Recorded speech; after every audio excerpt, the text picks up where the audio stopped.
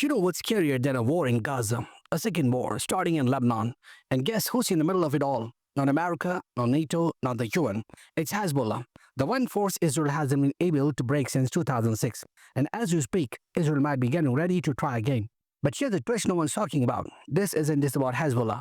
It's about control. It's about power. And might just be the endgame in the Middle East. So let's get to it. Just a few days ago, Hezbollah's second-in-command, named Qasem, dropped a 10-minute video that set the region on fire. In it, he said, "We will never disarm, not now, not ever. And if Israel attacks, missiles will rain down on Tel Aviv like it's monsoon season." Sounds dramatic, right? But hold on, this isn't some clickbait political speech.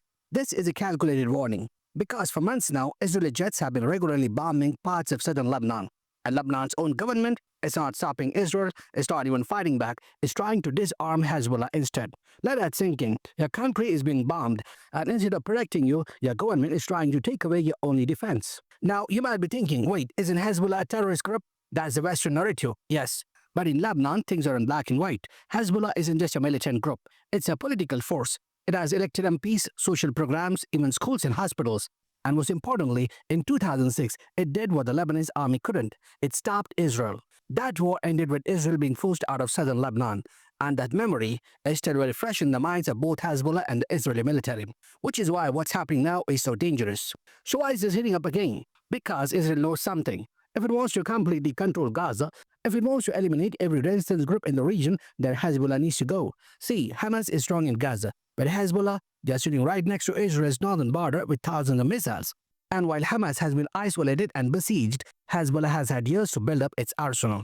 So what's the strategy? Start small, apply pressure, get the Lebanese government to force Hezbollah to disarm. And here's the insane part. The Lebanese president's office literally tweeted a proposal. All weapons in Lebanon should belong to the army by the end of the year. That's code for take away Hezbollah's weapons, even though they are the only ones defending the country. Let's be real. Lebanon's government isn't calling these shots. America is. And by extension, so is Israel. And here's the proof. That same government isn't telling the Lebanese army to take back Israeli-occupied posts in the south. They're not pushing back against Israeli airstrikes. They're only targeting Hezbollah.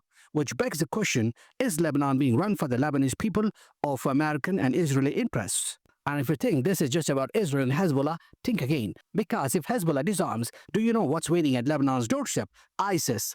That's right. From the Syrian border, terrorist factions like the ones funded during the Syrian civil war are just waiting for the defense vacuum to open up. Hezbollah disarms, the door opens, and chaos walks in. All over again. Meanwhile, inside Israel, something unprecedented is happening. The Israeli government, led by Benjamin Netanyahu, is desperate for a win.